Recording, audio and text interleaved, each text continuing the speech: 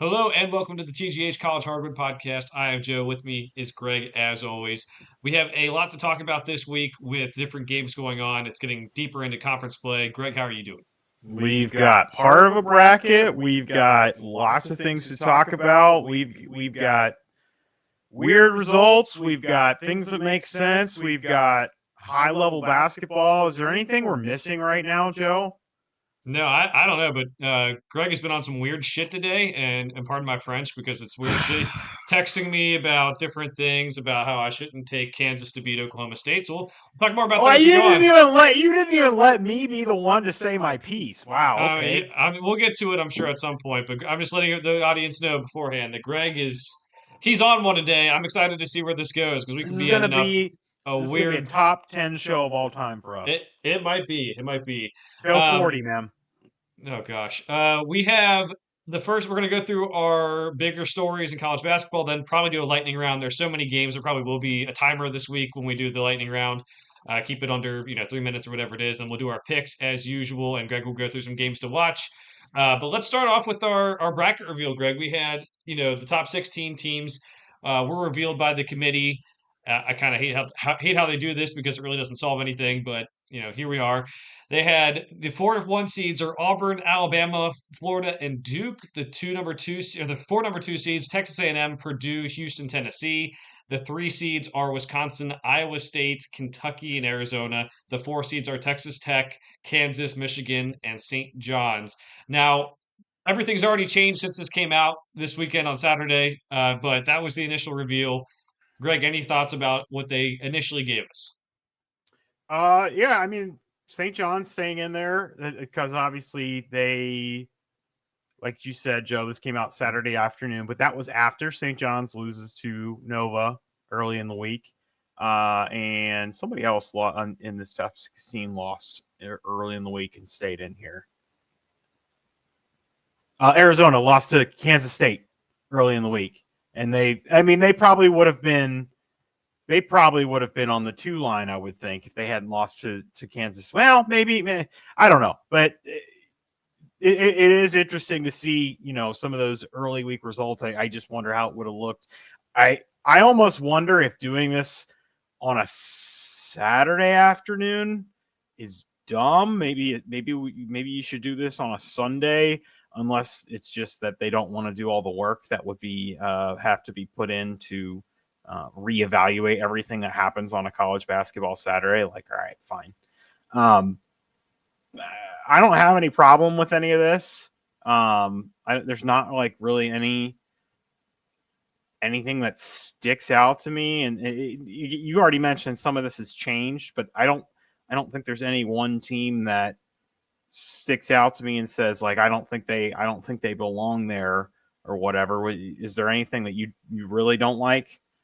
I mean, Kansas being in, obviously that changes now that they lost to Utah, which we'll get to during the show. But they were kind of a team I didn't expect to be in the initial bracket after how they played the last couple of weeks. And I would say there's just different things. Like, I would say from a big pictures perspective, I think there probably is a big drop off from the 1 seeds to the 2 seeds. I don't know how you feel about Houston. I don't feel similarly about Houston this year. I think they're still a good team, but I think it kind of showed me like how flawed we have Arizona at 3. Like I don't yeah, they're great in Big 12 play, but we were talking about them as possibly maybe being a tournament team before that. Wisconsin, they did beat Purdue, but this was revealed before that gate result happened. So it was kind of like Wisconsin hasn't really beat anyone when you look at their resume. So it is very much there are some teams on this list where I am not too confident. Texas Tech, I think, will probably be moving up as they go along. Now they're now top 10 in the AP poll at least. So there was a lot of things to nitpick. I try not to pay too much attention to this overall because everything changes, and we've seen a different bracket when it all comes to. But yeah, I think that's pretty much it. Is I think the 1 seeds are so much better, especially obviously the two we've talked about, Auburn and Duke. But even Alabama and Florida are so battle tested in that SEC that it's tough to kind of see them maybe losing to some of the other teams in the region. But have to pick those upsets later on. Greg, we had some other tournament news this week. We have Seth Davis saying that he wants expansion again, and There's a couple different ways you could look at this. He's wrote an article. He keeps on pushing it out there. Everyone's telling him no, it's not good. Greg, I'll let you get to your idea of what he's doing first, and then I'll go with mine. Like it's not lost on it shouldn't be lost on anyone that like he works for CBS and they obviously own the rights in tandem with um so I was talking to someone about this. Do you want me to? It's one of our friends. Do you want me to give a shout? Okay, so I was talking to Evan Berling about this. I was trying to understand how this all works because Paramount owns CBS, but Turner owns True and TNT and who am I missing? Who's the last TBS. channel? TBS. So I'm my understanding, unless is it's a partnership between Paramount and Turner to they partner to own the rights to do the tournament.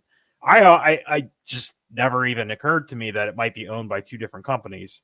But anyway, so he works for one of the partners that owns this multi-billion-dollar production. I've never seen something so universally, like, I guess I say universally, but I mean fans, our side of things, do not want this. Do not want this. I guess if you want to say, and this can maybe lead into some of the things that I want to critique that he had to say, maybe if you want to say Power Conference 8 athletic directors want this and, you know, that kind of thing, okay, I guess fine.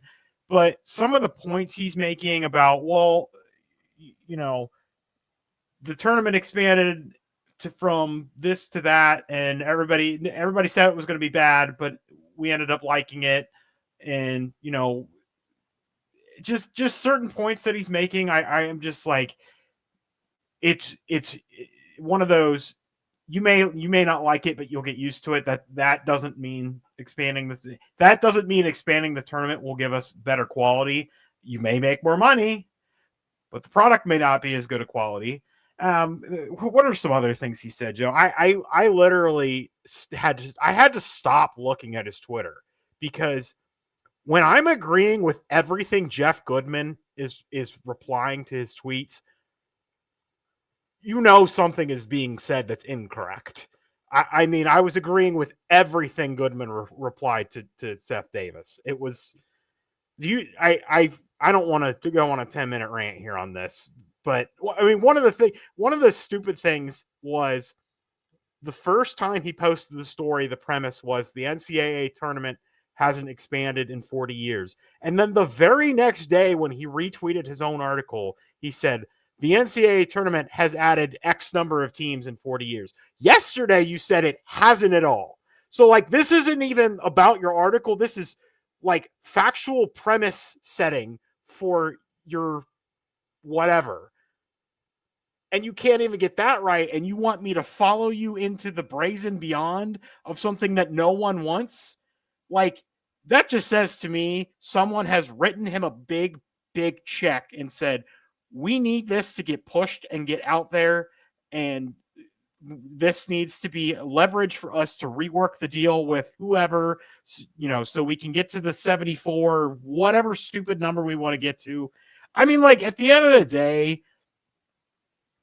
you know, I'm not gonna stop watching the tournament. You're not gonna stop watching the tournament. Like, it's probably not gonna be a huge change. I mean, if they went to 96, like, that would probably be a huge change where it would be really diluted and really watered down. But I mean, who are we? You did a bracketology recently, didn't you? Mm-hmm. Who's your? Give me I just want your next four out, because that's who we'd be talking about adding into this tournament basically right now. Yeah. Okay. So like North Carolina would be the team that would be in. North Carolina is 1-10 in quad one games. They have a loss in quad three. So that's my point. One was that, like, hey, what are we actually getting? And we're actually that's we're talking about in. We're not talking about on, like, your next four and whatever out. That team, North Carolina, would be in the tournament right now. In. Mm-hmm. Like, do you remember the year that, like, Indiana went 18-15 and made it was a weird scheduling thing, and they were one of the last teams in. Those teams wouldn't even blink. I was looking today up and down.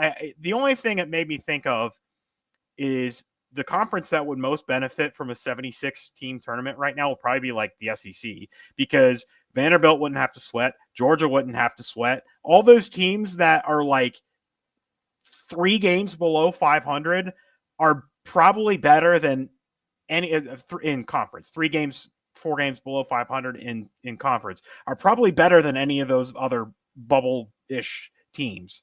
So I guess they're the ones that would benefit, but I'd rather see teams earn it.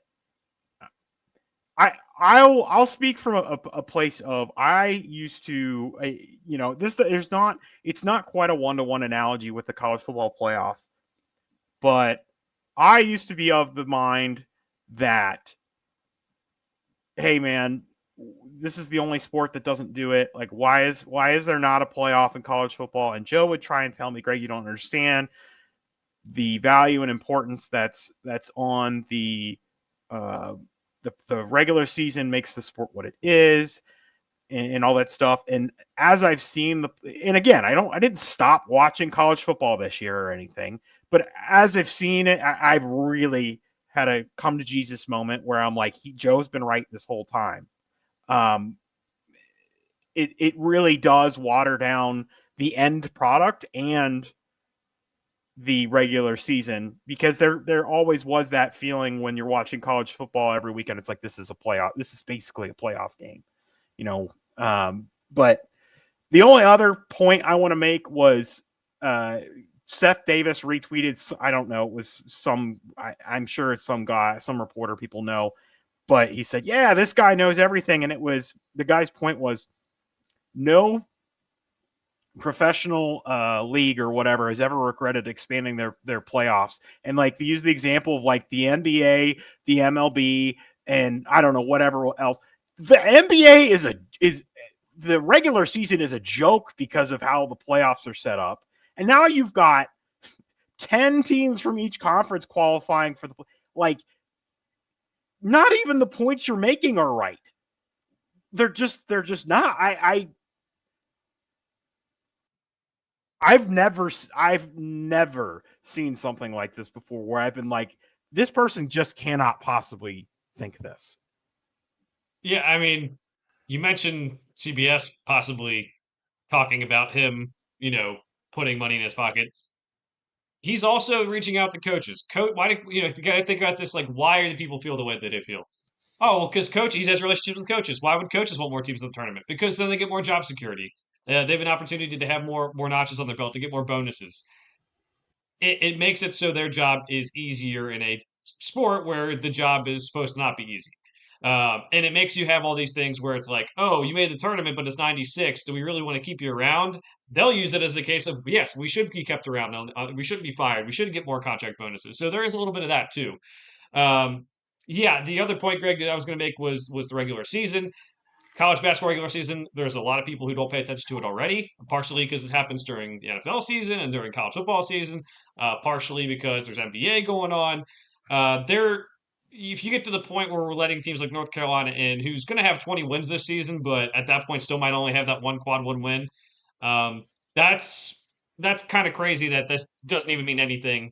I do think that it'll help all the big conferences. It won't help the smaller conferences get more team in, because the criteria isn't going to change, and they're going to want those bigger brands in anyway. So you might get a couple more mid majors in every year if you expand to 70 something teams. But for the most part, it's going to be, oh, this is Oklahoma. They've been falling apart the last couple of weeks. Oh, North Carolina, they're 1-10 against quad one teams and have a quad three loss. Let's put them in. So there's a lot of elements of that. The scarcity and rarity of things is actually a good thing. We talk about with like college football, like how it used to be where, you had to try to go undefeated and like every game mattered. And people would say, oh, if you lose, then your game don't matter anymore. Well, that's kind of part of the fun, is like, hey, there's different ways you can finish. Like, hey, you could be a bowl team, and that kind of gives you some job security. You could be an 8-win team, 9-win team, go to a BCS game. You could be, a championship contender, and like that. There's different tiers to it, and we don't have that anymore. And we've seen, like, rivalries have kind of not been as important. Like, yes, to the fan bases of Ohio State, Michigan, that is very important. But to the mass audiences, in college football, Michigan beat Ohio State this year. Ohio State still won the championship. It used to be that game meant everything. You needed to win that game to win a national championship. So there's a lot of things you can say. It's not a 1-to-1, as you said, but there's all of that. And just talking about these teams like North Carolina, their fans don't want to watch North Carolina play anymore. They are fed up with this team. They do not like them. It's 1-10 against the Quad One. It is playing terrible against some of these teams. They barely beat Syracuse the other day, and Syracuse is awful. This is a very bad idea that will eventually go through. And I hate that I'm saying that. It'll eventually go through because nothing has ever been made for the fans. We have people in charge of these things, whether that's pro sports or college sports, where they are not from the fans. We have all these years. Who started pushing the narrative that bowl games didn't matter? It was from the inside. Then it got fans to believe and players to believe bowl games didn't matter, so people opted out. We got the expanded playoff because they wanted more money. They've gotten more money. I think long term, it's hurt the regular season for college football. The same thing will happen for college basketball. We do not have people in charge who actually like college basketball. They like money. So they are going to keep on pushing this because everyone in the sport gets richer, even if the fans pay. And the players possibly pay too. So they have coaches can make more money because of this. Obviously, ads and then conferences can make more money, and these CBS Paramount can make more money. So Josh Pate says this all the time on his college football show, but you really do need in these sports a commissioner of each sport who looks out for the best of this sport and not just for the money. And that's what really sucks right now is we have these different things going on, and it's not necessarily in the best interest of the players. It's not in the best interest of the fans. It is always about the best interest of the people who are in charge, and that usually is about money in their pocket. But we already have a sport where everyone has a chance to make the big dance. Everyone has a chance to do it. Whether you agree with the fact that it's conference tournament wins over regular season conference wins, that's up to you. But every conference has the way they can decide. Hey, if they want to say, hey, we're just going to do conference regular season winner, they can pick that as their representative in the tournament. So everyone is choosing conference tournaments because it makes more money. And I still like that system, but everything is going to go down this road. And what I fear for the most part, Greg, to wrap this up is we're losing ratings. College basketball regular season, NBA regular season, Major League Baseball's been losing ratings forever. We have so many more options of how we spend our time. You can binge watch shows whenever you want now, which is not an issue we had 20 years ago, right? That was not something we had. There's a chance where you just like, oh, okay, I don't know, let's say, Kentucky versus, we'll say Texas this weekend. Oh, why do I watch that? I mean, it doesn't really matter. We have 75 teams in the tournament. Both teams will be in the tournament. Once they get in the tournament, it's a crapshoot anyway. So that's what we're going to get to. Apathy is the worst thing that can happen. And when you have people in positions who are making decisions and they're having these guys like Seth Davis push stuff out so that the people can make their decisions more clarity, for at least with more, I guess, of a turn for the fans to understand it. That is going to make things worse. We've seen how they turned college football fans into thinking there needed to be a playoff, and there's fans of schools like Ole Miss or Mississippi State or schools who never made the 14 playoff who think this is the best interest of the sport because their team has a chance to be in a playoff that they in college football don't have a chance to win, right? So it's going to be the teams like Ohio State who have talent but lost 2 games who end up getting a win. So we're going to add teams just to add teams here, and I don't like that because we already have everyone having a chance to win this. Long-winded way to say, because I know I took about 5 minutes. Greg, you took about 5 minutes as well to talk about this, and we've already mentioned it a couple times. But Seth Davis is an idiot. Sharpie his name out of the bracket every single year. Get him out. But that is, again, people who are in these jobs, we talked about last week, Greg, who don't always love the sport. Sometimes they just like hearing themselves talk. Sometimes they just like, having a job, and that's great. But the real fans know and exactly what they want, and I feel like 95% of people are on mine and Greg's side. It's just the people who make money who want it different. All right, so that took up a lot of our time. It's definitely going to be a lightning round this week with our games, but we'll get to the next thing on our list. We have actual basketball to talk about, Greg. We have Auburn beats Alabama. This is a game where it started off with Alabama not being able to hit any threes, which kind of stayed the whole game, but specifically in the first part of the game, they were just 0 for, I think, 7. Auburn couldn't rebound, specifically on the offensive glass. But the Auburn defense came to play. They held Mark Sears to 4 of 17 shooting. Bama shot, 19.2% from 3 overall, Janai Broom finished with 19 points, 14 rebounds. We had a little bit of controversy that shows you the rivalries still do matter at this point. We had Chad Baker Mazzara get pushed into the crowd and the fans pushed him back onto the court. And there's some, I'm sure there's some controversy there still ongoing.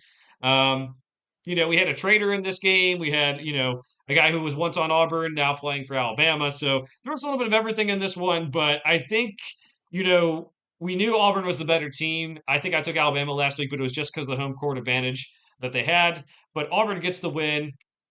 And Greg, I think just to kind of make this into a different point too, 14 quad one wins now for Auburn, probably having maybe the best season I think I've ever seen. Did you happen to look at the AP poll today, see if anybody didn't have them voted number one? I don't know if we actually brought this up on the show last week, but there were certain voters that had them voted fifth, sixth, and yes, they had just come off a loss, but like insanity. Clearly, best team in the country. So let's recap. Their losses are at Cameron Indoor against Duke, and yes, at home against Florida. Florida without Elijah Martin, but with as many, okay, so they've got 14 quad one wins, right? That means they've played how many quad one games? So that's at least what, 16 quad one games, because both of their losses were quad. There is, as far as percentage, that's about as good as you can ask a team to be. Not only have they done outstandingly in quad one games, but they've taken care of business elsewhere too. In this particular game, they did a good job of running Bama off the 3-point line, and so if you look at how when Bama was getting their looks from deep, it was off of rebounds.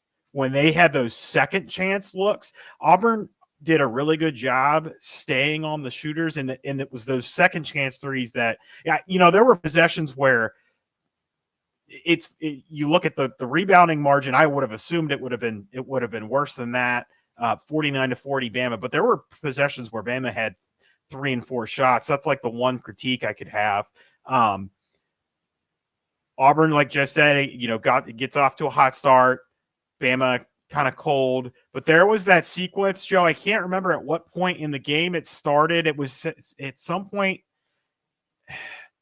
in the second half. I don't know if it was before the under 12 or whatever, but Bama goes on this long run and ties the game, and the stadium is electric, and that was the best they could do, was tie the game. Auburn Bama never led the whole game. So they took care of business. Broom got hobbled at one point, checked out, came back in. There was a lot to like from both sides. I don't think there's anything to hang your head about if you're a Bama fan. Like it stinks to lose this game at home, but that is the best team in the country right now. It just plain and simple. And I think I had a feeling, or had said something earlier in the year, like, maybe come March, this Duke team, because of their talent and their development, maybe they'll end up better than this Auburn team. I would definitely change my tune. I think, yes, it's Auburn and Duke head and shoulders above the rest, but I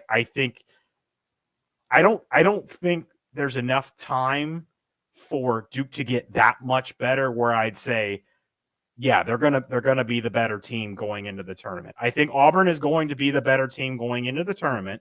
It doesn't mean they don't get picked off. It's March, weird things happen, but I thought maybe with just the raw talent that Duke had, they might just develop into something. So, Joe, what are any additional thoughts on the game?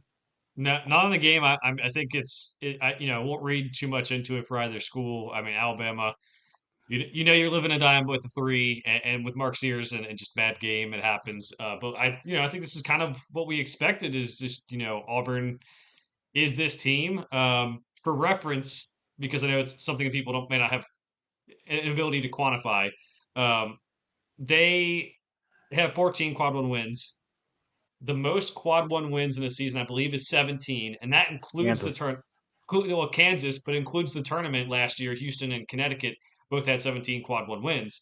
So 4 of their next 6 games are quad one opportunities. They could finish out the regular season with more quad one wins than teams had throughout a whole season with their conference tournaments and with the NCAA tournament. So even if they lose early on in one of those tournaments or both of those tournaments, there's still a chance they break that record, and that deserves to have some recognition. And Joe, it's not just like these are like on the edge quad one wins. Like these are, I saw something. There's a divider. If you look at certain sites, will show you that quad 1A versus quad 1B. They've got like 8 or 9 quad 1A wins in that top slot. They're in the best conference in the country, and they've lost once in conference and once out of conference. I mean, this is it. It starts to get to the point where it's like, if this team didn't win the title, would they be one of the best teams to not win? You know, you always hear about that early 2000s Duke team that didn't win it. I'm trying to think of who else was really good. The Houston teams that didn't win. Like, is it going to be one of those things where if they don't, are they going to be on that kind of pedestal if they don't win the title?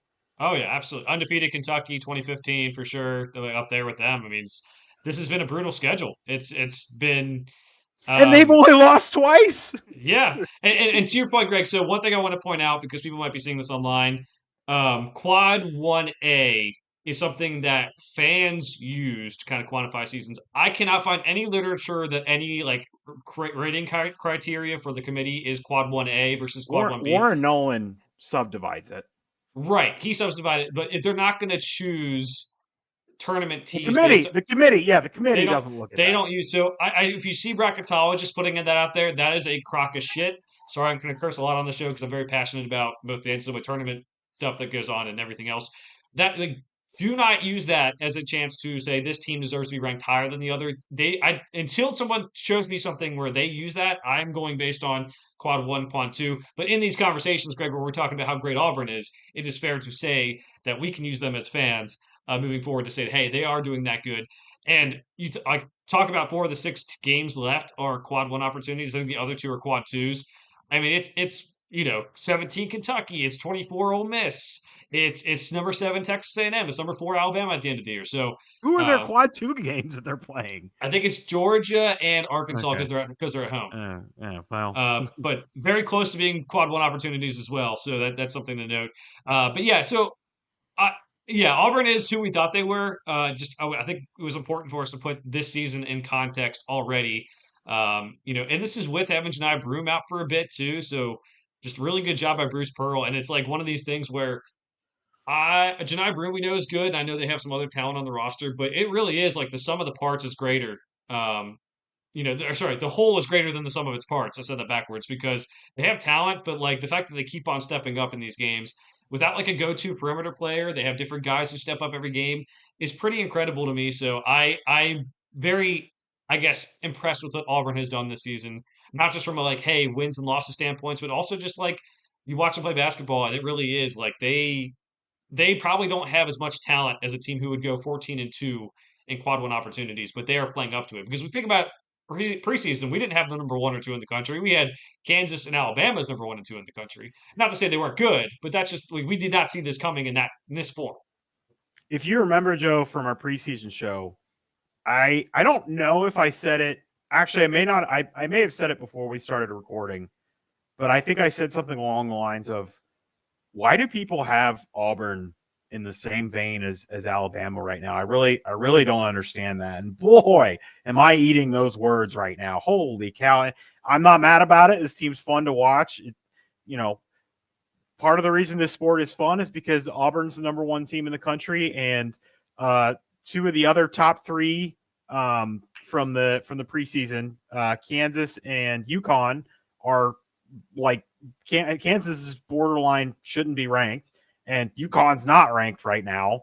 I heard some commentary about like UConn might be a loss or 2 away from being bubble-ish, but with some of the other teams on the bubble, I don't know that I buy that, but that's neither here nor there. That's what you love about the sport, man. And Auburn is a great story. I mean,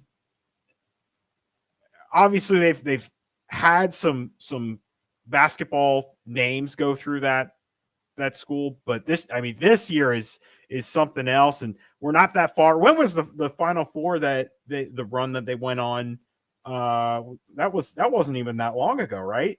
That was the Auburn Final Four. That was the Yeah. Virginia National Championship year. So Okay, so that's not even that long ago. So yeah. Pearl getting a second chance after the show cause and stuff, it's worked out for him, and it is fun to watch. And don't forget, Joe, circling back to this year, you talked about how these guys, they don't necessarily have a go get. I mean, I think they do have some guys that can make plays, but it almost seems like they put some egos aside, which is funny because in November or December, they turned a plane around because teammates were fighting. Masterful coaching job. I sometimes I forget that was this year that happened, and this team, all that they've gone through between that and the Broom injury and they've lost twice. There's not enough words that can be said. I mean, there really isn't. And again, just a fantastic job by Bruce Pearl and showing that, like, hey, maybe coaches who didn't get treated favorably because of recruiting violations, where those rules don't matter anymore, it's nice to give them second chances. And there's a lot of Auburn fans out there that would tell you, hey, maybe the officiating is the reason why we didn't have a chance at a title that year. Some beneficial calls for Virginia is what they think. I'm sure that's how every fan base thinks when they get to that point. But he's done a fantastic job. This team is really good. For reference, I had Auburn 8th in the preseason poll. The good team, but I had like UConn ahead of them. I had Baylor ahead of them. That's looking pretty bad. I had Gonzaga ahead of them. That's looking pretty bad. And then Kansas, obviously looking pretty bad too. Everyone had Kansas that high though, so not too worried about that one.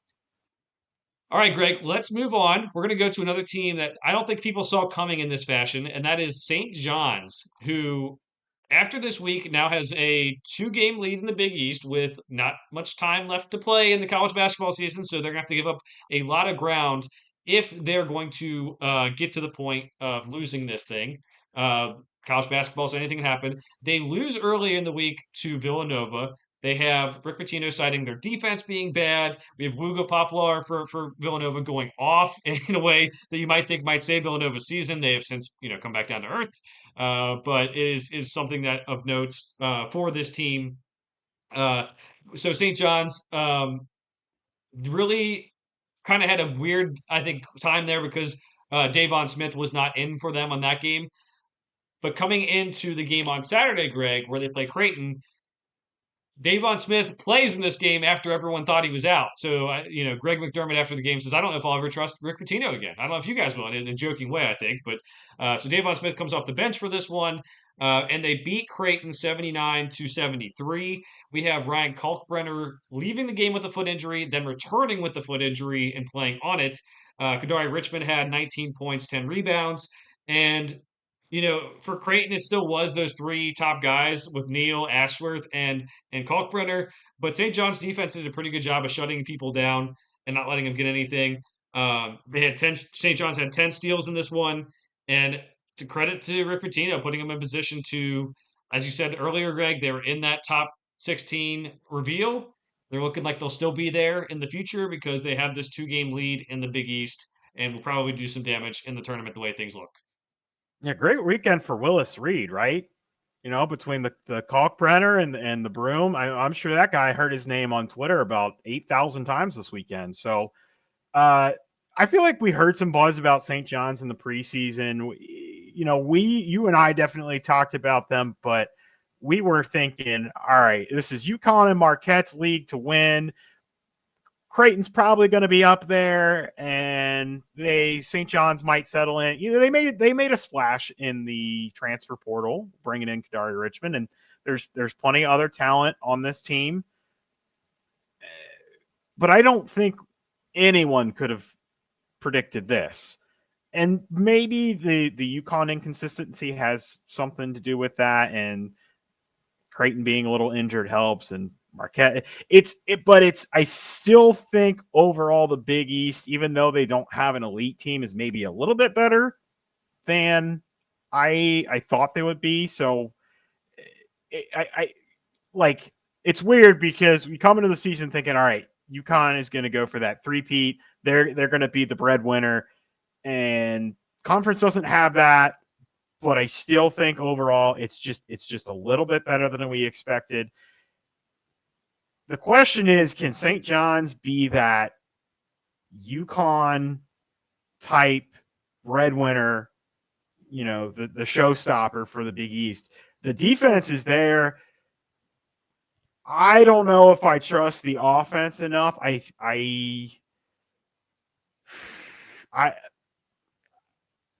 don't know. I don't know. Like I'm trying to formulate in my head. Like I think anyone can win 4 games. That can happen. I don't know that the offense is good enough for me to have any semblance of an idea of, yeah, they can win a national title, which is weird because I still feel like there are times where I think that about Marquette.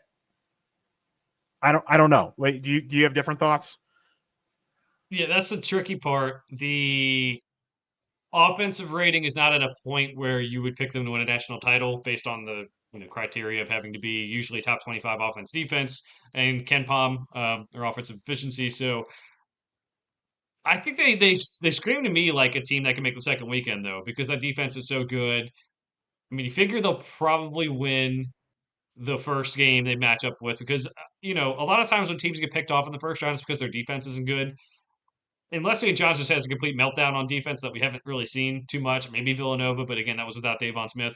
Um, that that they should win the first round game. Second round game might be a little bit tougher. If say they're a 3 or 4 seed, they're playing a 5 or 6. That could be tougher, but I think they can get out of there. It's just when you get to the next part where you're playing, hypothetically, say you're playing, I don't know, Iowa State or Houston or Alabama or something like that.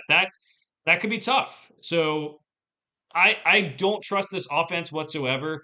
The 2 things they have going for them is that defense, and they do have one of the best players in the country, Kadari Richmond, that is tough to match up with because he has size, but he operates the point guard spot, and you don't know whether to put a big guy on him or a small guy on him, and he can definitely change the math of everything for you, even if their offense isn't that good. So I had them ranked 19th preseason, so like we were kind of like, oh yeah, they're fine. And I mean, to be honest, a couple weeks ago they were right around that point, but right now they're surging upwards and look like a team that I mean that was my question for you, Greg. I don't know about you. I kind of think like maybe Sweet 16 is where all pencil win for right now in my mind of where they can go, but maybe Elite Eight. But I'm with you. I don't think they have the offense yet that I've seen to say, hey, let's put them in the Final Four. Obviously, always say bracket depending. We'll see, but that's where I Right. got it.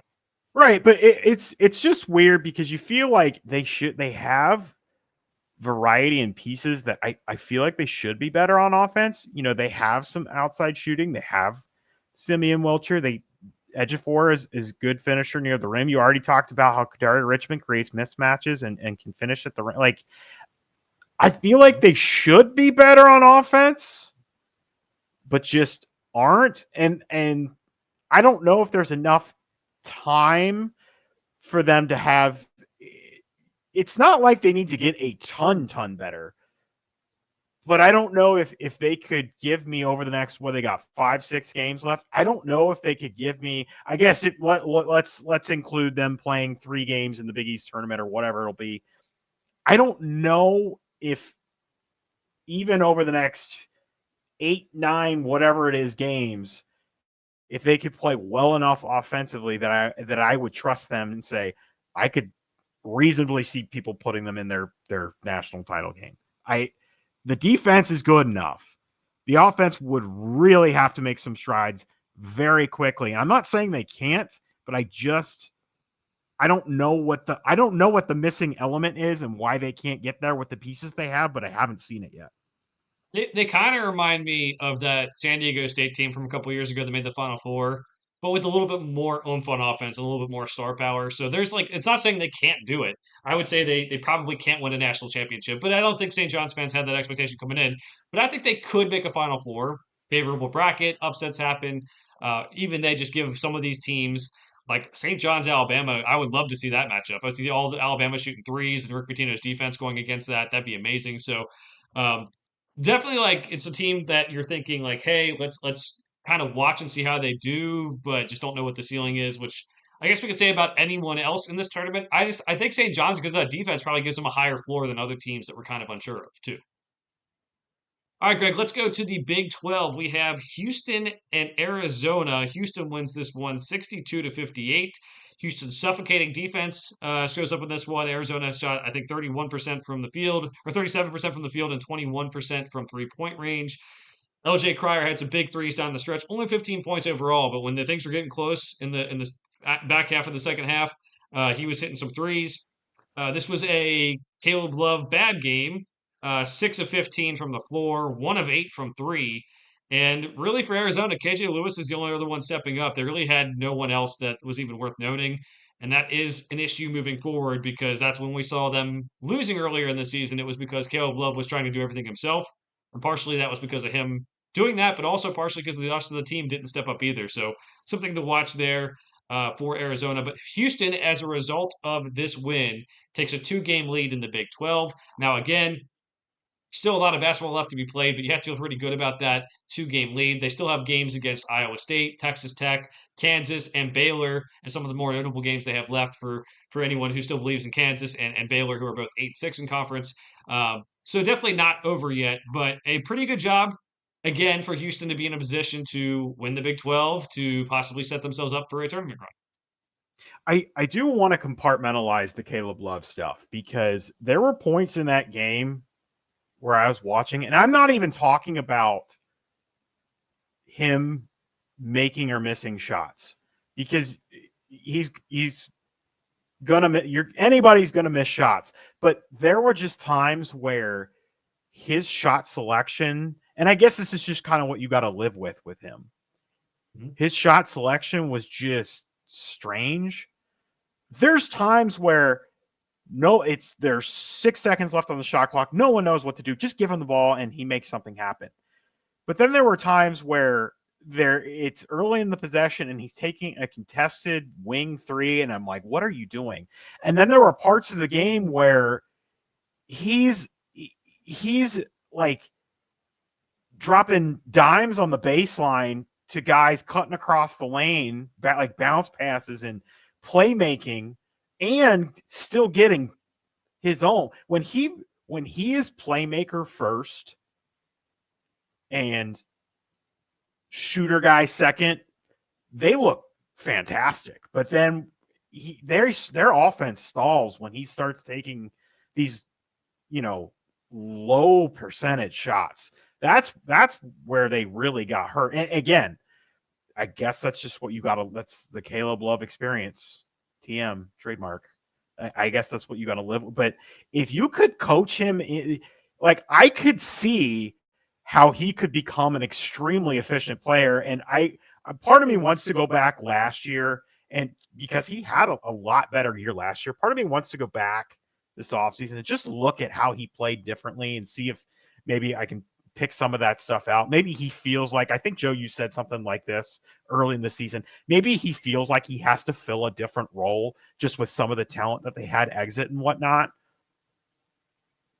But I still think I flip-flopped on this team because, when they were struggling early in the year, I said, I don't know, Joe. I think there's something there. And then they continue to struggle. All right, Joe, I'm with you. And now obviously they've hit a bit of a tear in Big 12 play outside of obviously this week between, losing to Kansas State and then losing this game, but there's no shame in losing this game. But the other thing, I don't know how much of them you've watched, but Carter Bryant, top, I don't know what, 25, top 30 freshman. He's starting to get some more play. I do like what I see from him. There could be something to this team coming on strong and late that they might just work themselves into being a second weekend threat. Yeah, see, I disagree with you a little bit. I agree that he's better when he's just a facilitator, but I don't think it's his fault because the rest of this team is just so unimpressive. Like, yeah, you're saying Carter Bryant's coming along. He was 3 of 9 shooting in their loss to their loss to Kansas State earlier in the week. there's just not as many playmakers around him. It really is him and like KJ Lewis, who's coming off the bench trying to make things happen. Sometimes Jaden Bradley. And if those guys are off, I'd rather just have Caleb Love chucking shots because those guys haven't done as much either. So it's have to talk about Krivas being out for Arizona as well, injured. They don't have a full arsenal to work with this year, and I don't love the talent on this team. So I'm not saying, hey, take all those dumb shots you're taking, but I am saying like he has to be score first minded because I don't think they have anyone else on the offense that really is like, oh, I'm scared of that guy. It's a very weirdly constructed team this year, and that's going to happen with some of these years with the transfer portal and everything. But there are some teams that are way worse than Arizona right now that have way more offensive weapons than what Arizona has, and I think it puts a lot of pressure on them. So again, I think a lot of times we see players as efficient or inefficient, and I think a lot of times it might just be what their role is. Like I could go shoot two threes and stand in the corner all game and it could be seen as efficient. But if I'm tasked with bringing the ball up the court and trying to set up teammates, trying to score for myself, you're not going to be as efficient. That's just not how it works. So it's just something to keep in mind. I'm with you in the sense that if they can get those other guys to step up and he can be the facilitator, that is the best version of Arizona. I just don't think that's something, especially against a defense like Houston, where baskets don't come easy, and when some of those guys, they don't get open as much, so he can find them sometimes, but they're not always open. That's what makes things tough. So I won't like overly jump off of the Arizona bandwagon. Not that I was on it again this year. I was more on it last year, but I won't jump off of it because of this week, because of this game against Houston specifically, because of Caleb Love's bad shooting. I will just say, hey, I think with a couple like another week or so to reset after that Houston game, they can get back to having that. Hey, maybe Caleb Love scores 18 points on 10 shots, but he also has those 5 or 6 or 7 assists, and they has a couple rebounds, and that makes him more efficient too. I would agree with you. He has not been the most efficient player in his college career, but I do think that might be the difference from last year to this year. Is he did have more help. He had some guys who are different programs, whether it's Bosworth or moving on to different levels, different leagues. Obviously NBA. So it's changed a little bit, and I just like I don't know who you look at on this roster outside of him and say, man, that guy he's going to drop 20 on us tonight, or like, hey, if we don't pay attention to him, he's going to have a big game. So I don't know. It's a tricky team. It's definitely one I don't want to have to pick in March because I could see them leaving early when this happens. But I don't know. The threat of him just going off is just crazy. And I thought even in these losses, I thought at the end of it, like, oh, he's going to do what he did against Iowa State. He's going to hit that half court shot and go off. So I don't know. I'm with you. This is like a very confusing team and one that I probably won't pick to go very far in March. But man, if Tommy Lloyd can get him to play like they did at the start of Big 12 play, they are dangerous. They are pretty dangerous themselves right now, but pretty dangerous if they can do that too.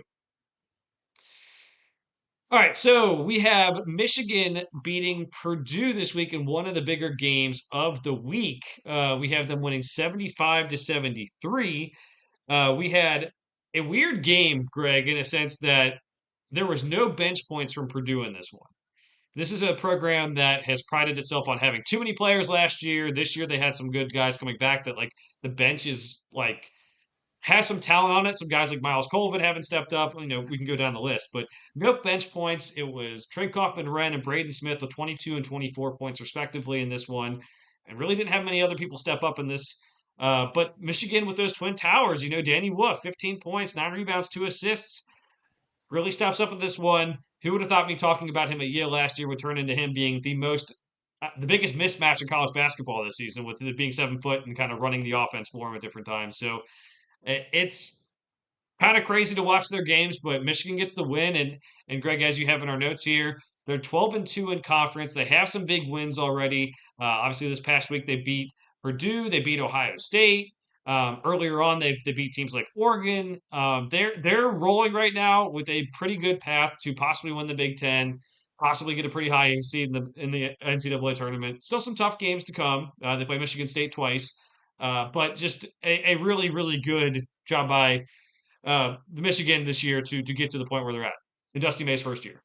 I still think I like Purdue overall more going to when we're going to be picking neutral site games when we're getting to the NCAA tournament. But Michigan's definitely well outperformed what I thought we would get from them this year. In the driver's seat to win the Big Ten. I've got that game in our picks, so I don't want to bleed into it too much. But just a lot going on for them right now, especially considering last week we're talking about Dusty May commenting on whether or not the Indiana job is for him or not next year. So there's a lot going on with that program. They play Ohio State this weekend, and Joe tweeted Roddy Gales on a different bench. We had another traitor situation, just like we had in the Bama Auburn game. So just a lot going on, and for him to get 2 solid wins this week is good, because there's a lot of teams you look up and down, and I'm just like, well, you win this game and you lose that one. There is nothing wrong with, obviously, a win over Purdue, even at home, is fantastic. And Ohio State, yeah, okay, not one of the best teams out there, but just sometimes just taking care of business is a good way to top off a week. Especially it was a game on yesterday. There wasn't a lot else on, so them losing, it might have been all over the Twitterverse and whatnot.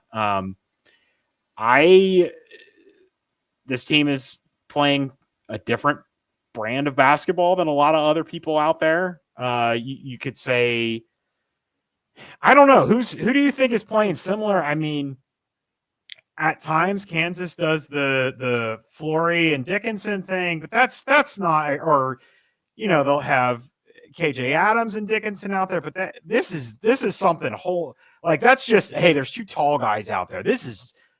Nobody's running pick and rolls with their 2 big guys like this team is. The 5-4 pick and roll. No, not the only thing I can think of that's kind of similar is kind of Kentucky, because they let Amari Williams run the point guard, and sometimes there is 5 and 4 like pick and rolls, but it's not the same. It's not like those guys are the 2 best players on the floor, and Amari is good, but it's like that's the only thing where you let a guy who is like 7 foot tall run the offense like that. Like even Kansas, like they have Hunter Dickinson bring the ball up. He's not really running the offense. He's just bringing the ball up.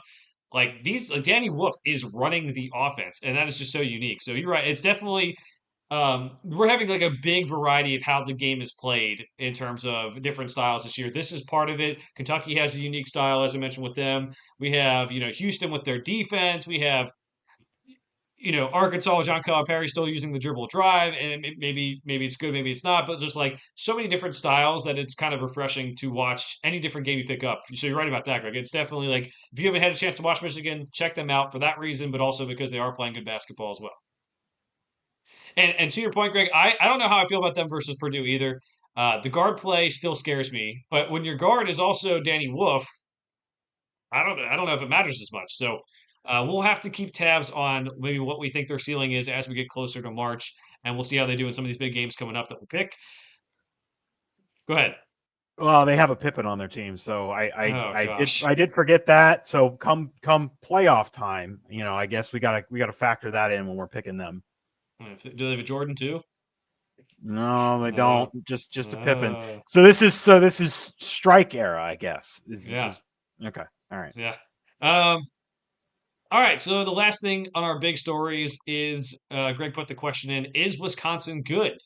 We had the debate last week about how they hadn't really earned the right to be talked about in terms of like they hadn't beaten anyone. Well, they went and beat someone this weekend. They beat Purdue on the road 94-84. Now, this will be a little bit longer of a recap because a lot of different things happened in this game. We had Kamari McGee get ejected on a BS call where he was fighting for a screen. And it was, Can we just, before you go over, go ahead. Can we, I just want to knock this out. Yeah. I don't care if that is how the rule is written or whatever BS, change it now. He's clearly trying to fight through a screen. That's all he's trying to do. Like this, and as someone else brought up the JT Toppin play from like 2 weeks ago, where he's clearly just trying to use body momentum to pass and he kicks someone in the groin. If anything, if you're going to get to the point where you're saying this player is thrown out of the game, they better have stomped on someone's chest, using that reference on purpose because I'm here with Joe. Or I don't even know what we saw one this week. Didn't Baker Mazzara do something but I think it was his 5th foul where he was pulling somebody out about, but that I think that was just an F1, but he was done because it was his fifth foul. But I just, it's like the targeting thing, man. Can we just get a layer in there where it's, hey, unless it's egregious, the first one is, it's a, I don't know, warning. Like, yeah, still give them the F1, still give the team the free throws.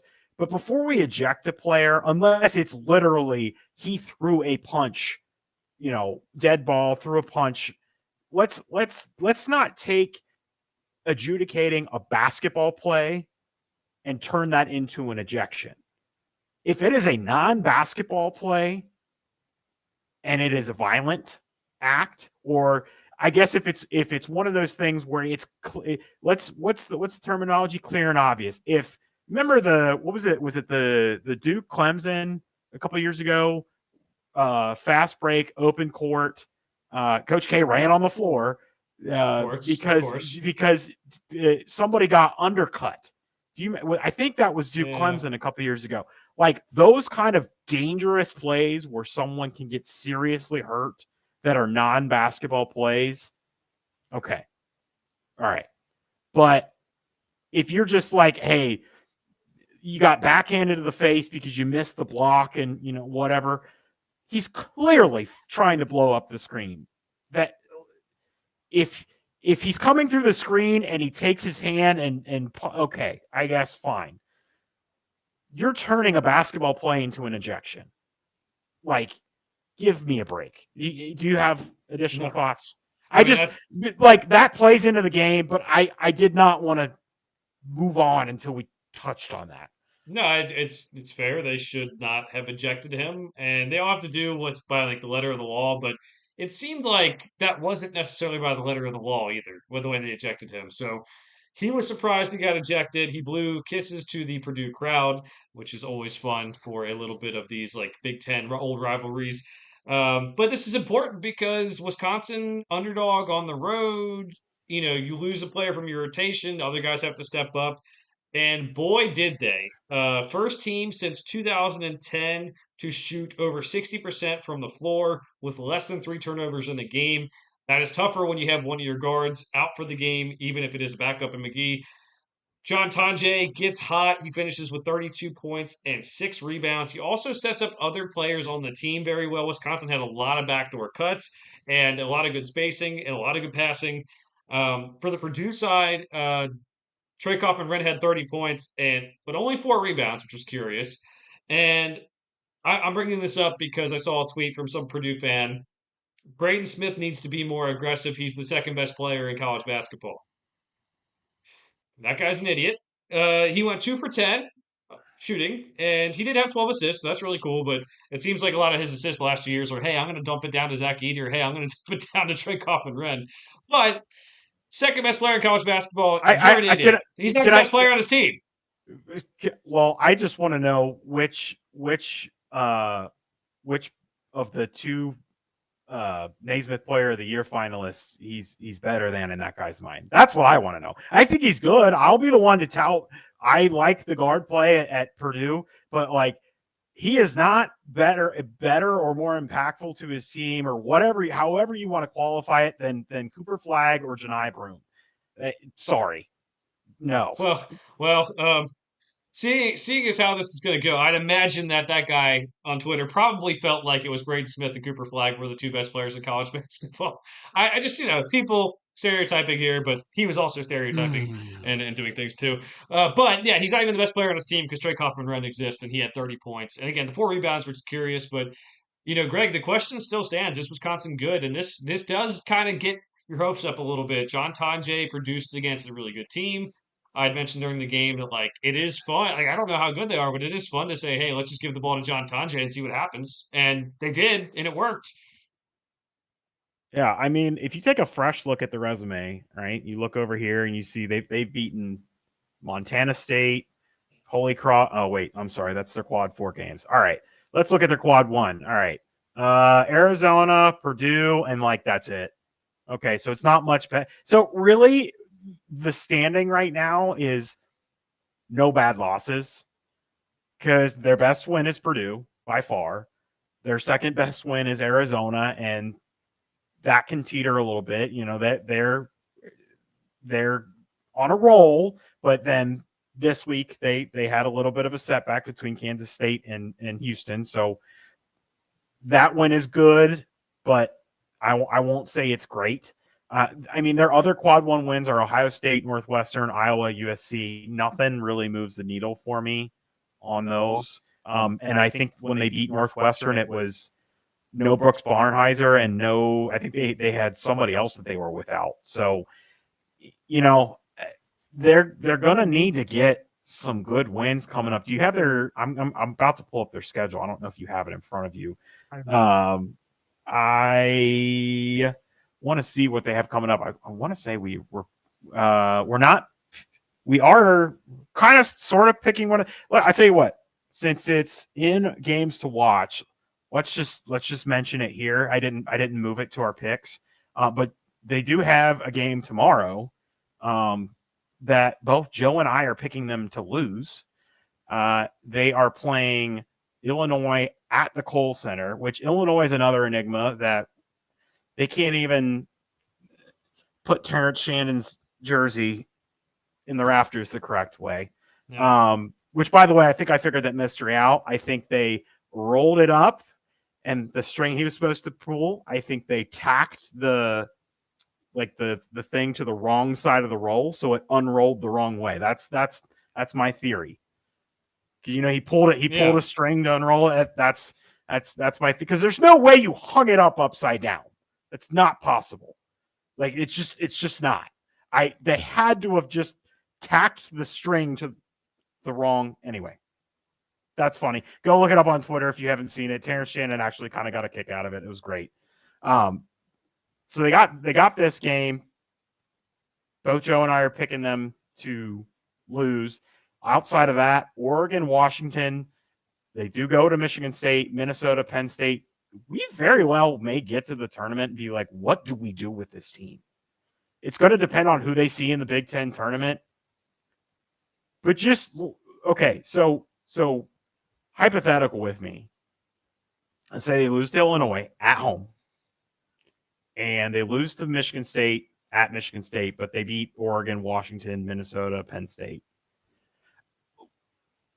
How do you feel about them? Again, there's no possible way we could try and figure out who they're going to play in the Big Ten tournament. But like at that point, how would you feel about them with basically their best wins being Purdue and then Arizona and then mediocre Big Ten teams?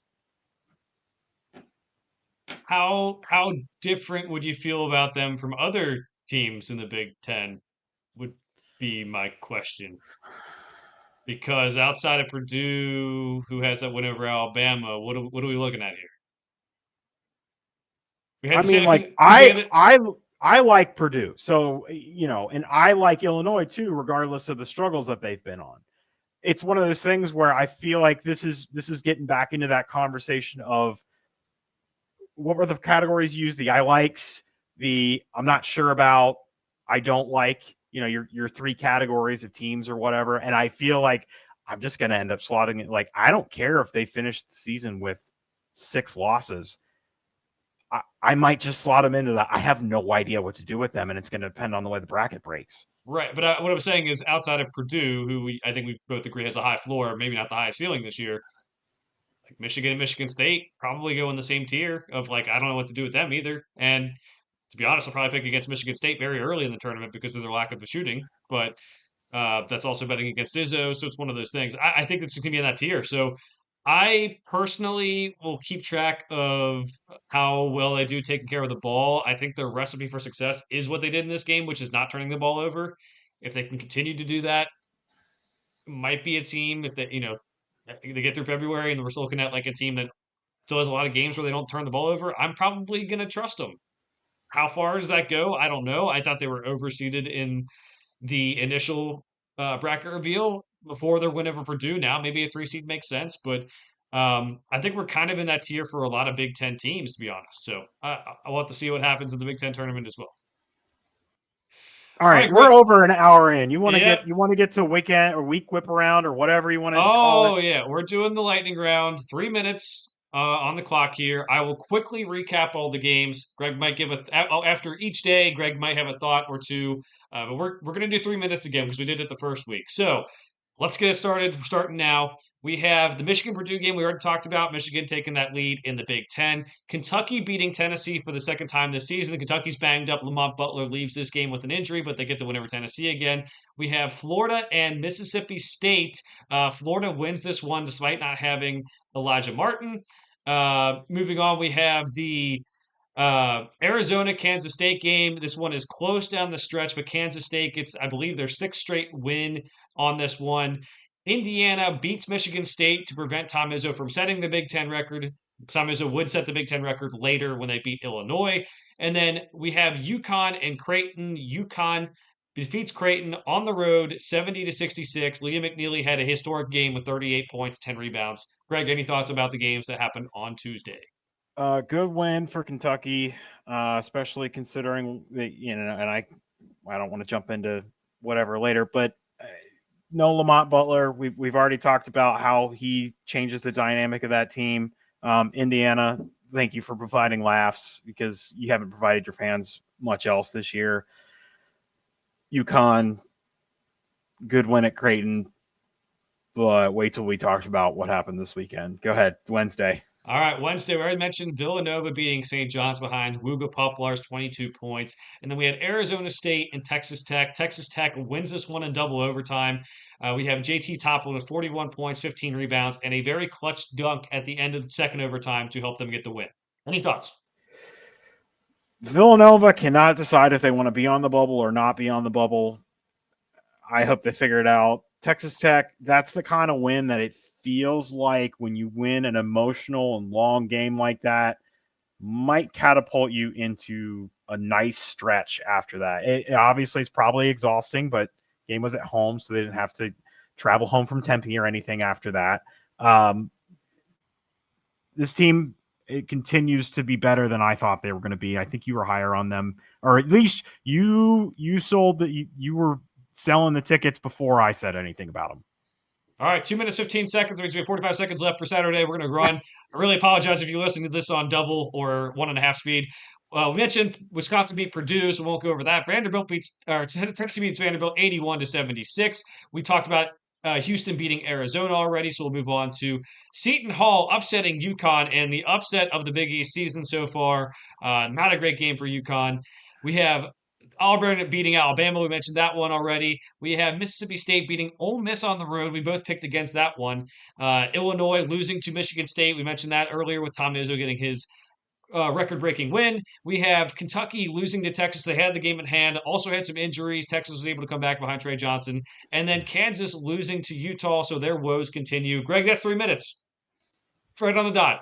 All right, we're going to give ourselves 1 more minute for Greg to make his comments about Saturday, and then also for Sunday. So it's all included. Go ahead.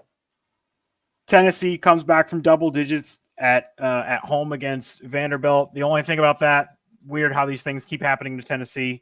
Keep an eye on them. UConn, what the heck? Mississippi State, good on them. It's hard to get wins in that conference. We both think they're good. Glad they got a win. Kentucky, Doug Show sucks. Yeah, Kansas, what the heck? Yeah, that's same as always. We have on Sunday, we have Memphis losing to Wichita State. Memphis is a frustrating team. They're dropping in the net. We have Creighton and St. John's. We mentioned that already. St. John's gets the big win there. Ryan Kalkbrenner looks like he's going to be fine.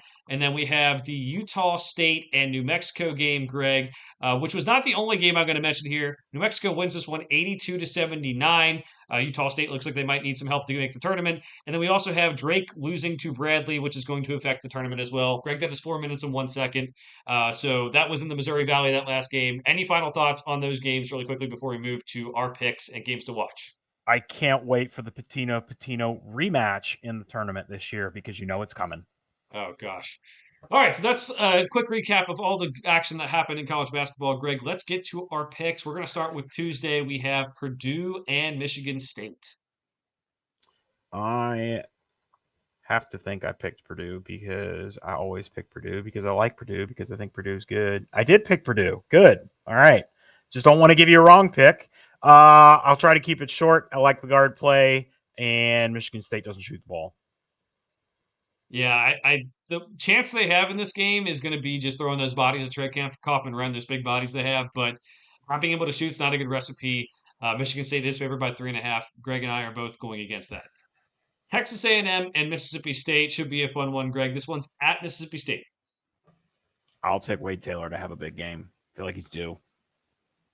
He is due. We have two different teams with guards who I really like with Josh Hubbard and Wade Taylor, but also don't always play the most efficient basketball. I'm going with Mississippi State because they're at home. I think Texas A&M is due for a loss as well. But I think Josh Hubbard can have a pretty good game himself. It seems like he kind of like turns it on when he has another guard to go against, like he did against Reed Shepard last season. Moving over to Friday, Greg, we have the game that you mentioned earlier, Michigan State and Michigan. This one's at Michigan. I will take Michigan and the Twin Towers to roll. If you're talking about a team that has a great inside presence against a team that that basically has the same thing and doesn't shoot outside, I'm going to take the Twin Towers. Yeah, I'm going with the Twin Towers. Mentioned them a lot this year. I like them. I do not like Michigan State as much, which we have talked about in the last couple episodes. So 2 losses for Michigan State for both of us this week, Greg, which means they'll probably go 2-0. But let's move on to Saturday. We have Tennessee at Texas A&M, number 6 versus number 7. I am going to go with Tennessee. I feel like they've been playing pretty inconsistent as of late. I like them to get things on track. I know it's going to be difficult against that Texas A&M defense, and they're going to have to rebound really well, but I like them to have a good shooting night. All right. I'm going Texas A&M. I mentioned before, I think if Jordan Gainey and Chaz Lanier are off, that they could have they don't win games all the time. I think this defense can propose that type of difficult issue for them. So I'm going to go Texas A&M, especially because they're at home in this one, which really helps their case. If they can win both their games this week, because they have 2 tough games, but if they can win this one specifically, I think it really helps their case as they're battling with Tennessee for that number 1 or number 2 seed. So moving on, we have Iowa State and Houston, 2 teams that are looking to stay at the top, near the top of the Big 12 standings. The wild thing is I preseason picked Houston to win the Big 12, and that might end up being right. But as the season has progressed, despite the losses they've taken recently, I have really fallen more in love with this Iowa State team. So I am going to take them on the road to beat Houston. Yeah, Curtis Jones is still playing well off the bench since he went back to the bench. So that could be a recipe of having him and Momcilovic back is good. But I'm going Houston. That defense is good. They're at home in this one. I don't necessarily think they have the ceiling that maybe you do, Greg, but I do think they're a pretty good team and deserve a lot of credit for how they play basketball under Kelvin Sampson. Next one up, we have Kentucky and Alabama, one of the better games of the weekend here. This is going to be a lot of fun because we had the game already they played against each other happened, and also we have Kentucky traveling to Alabama. That all the rumors that they wanted Nate Oates last year in the offseason as their next head coach, and Oates turns them down. So probably some added fuel to the fire here for this game. I like Kentucky. I'm not one of the. I mean, again, we know the defense needs some work, but it's clear that with Lamont Butler in there, they're significantly better. I still just like Bama that much more. I don't think they're going to lose 2 straight Saturday home games. Just a tough time for Kentucky to see them. I'll take Bama.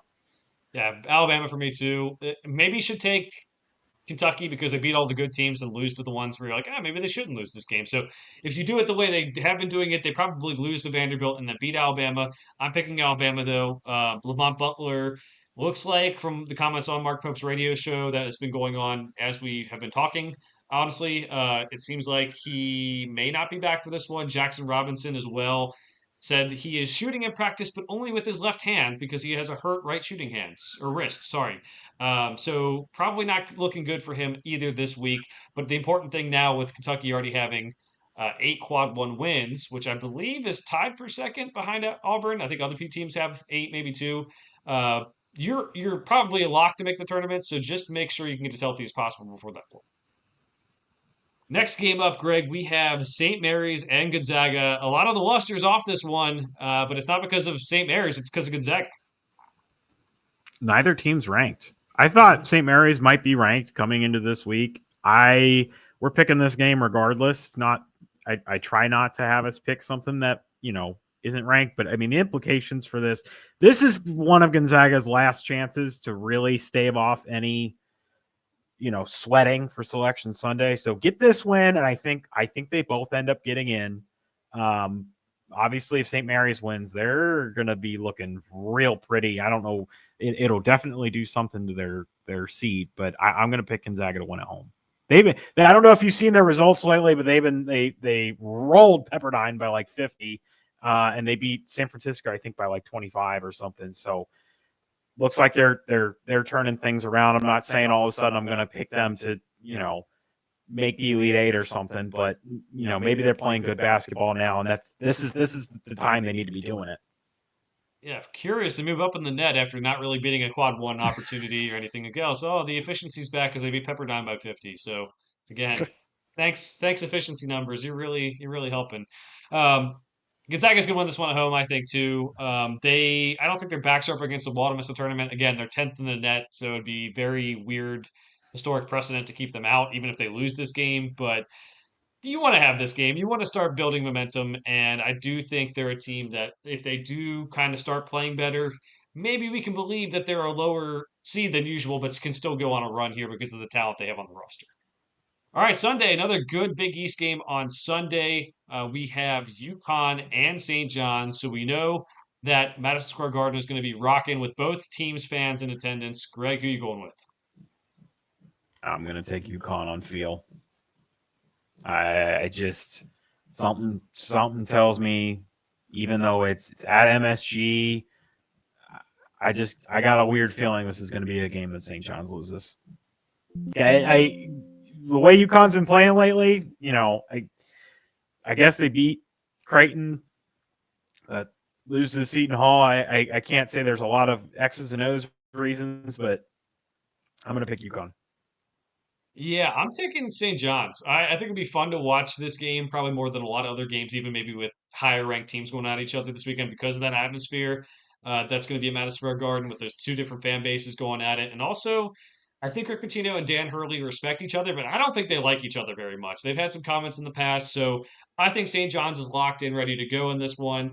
UConn's defense has been bad this season. They don't have the traditional rim protector, at least in the same level of rim protector of like Donovan Clingan, and that has made them suffer. So St. John's may not be able to shoot, but they should be able to get to the basket and score, especially with guys like Kadari Richmond. So I am going with St. John's in this one. Greg, we have some games to watch here. I will give you one sentence about each of them. One Okay. sentence. We already did Illinois, Wisconsin. That's out. But everyone else, we have Arizona and Baylor. That one is probably going to be going on by the time this is uploaded. Watch out for Arizona. This is a huge opportunity for Baylor, but Arizona could be looking at a 3-game losing streak. That's one sentence. I said that was a but in the middle. Now it's two. Yeah. Well, you were definitely giving me the side eye. I was counting. I was making sure you were following protocol there. Greg, Kansas and BYU on Tuesday. BYU, Bubblicious, Kansas needs a win. Semicolon, comma, everything. Yeah, whatever. Yeah. I will say that we did have, me personally was the big guy complaining about Greg's games last week, but I think we could frame him a different way too, of like, maybe like Clemson, North Carolina was not very much enjoyment to watch, but if you needed to see a bubble game for North Carolina, okay, yeah, it's a bubble watch. Yeah, for sure. But this one, you are right. Kansas is slipping, BYU on the bubble. Let's move on to Wednesday, Greg. Alabama and Missouri. This is a ranked on ranked that neither of us would possibly pick Mizzou, but it's worth mentioning. So it is worth mentioning, worth watching. Alabama can slip. Good, sticking to it. All right, I love it. One sentence. Let's move to Saturday. We have another game that is at Madison Square Garden. It is Duke in Illinois, which is interesting. Greg, non-conference. I love late season non-conference matchups, and it's a big week for Illinois between Wisconsin and Duke. Show us something. That's 2 sentences. I put a period. Okay, yeah. All right, last one, Greg. We have Purdue and Indiana. This one is on Sunday. Purdue lost 2 straight last week, the last Indiana game was also close, period. Yeah, and just to add context again, Indiana is very much on the bubble. So after beating Michigan State last week, so this is more to me a bubble watch game than like, hey, you need to watch this for good basketball because Mike Woodson is coaching Indiana, which probably means it won't be good basketball. All right, Greg. Any final thoughts for the week? We've gone an hour and 20 already, but anything else? I've given you enough thoughts. Tell the people where to find us. I will, but first of all, I have to remind everyone that Greg is adamant that Oklahoma State will beat Kansas this week. He is going to make bets on it. He's going to unretire from betting for this because he kept on texting me about how stupid I was for taking Kansas, and I was like, "Hey, BYU is probably the better game to take, against Kansas in this one." But I'm hoping Greg's right because it make more fun. But I was out of nowhere. He's an Oklahoma State alum. It's a Bill Self special. Out of nowhere, I'm just sitting there like, why did you pick Kansas to beat Oklahoma State? Well, because they probably should beat Oklahoma State, but he's on a different thing. So Greg is on with some weird stuff today, as we said earlier. It's my turn to remind everyone to like and subscribe to this podcast wherever you get your podcasts, with the Apple, Spotify, wherever, and also to like and subscribe to the YouTube page. As it helps us as we move along here. Greg's showing you a Georgia logo because he got Georgia right one week. That's cool.